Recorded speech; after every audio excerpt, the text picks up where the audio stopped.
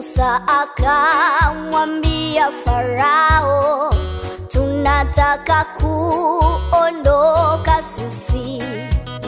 Farao akamuuliza Musa, mnataka kuondoka na nani?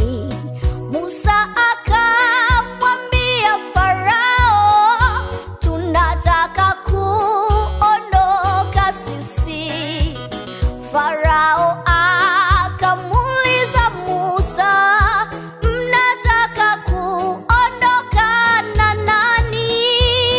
Tutaondoka na watoto wetu, tutaondoka na mifugo yetu, vijana wetu na wazee wetu, tunakwenda kumfanyia Mungu sikukuu.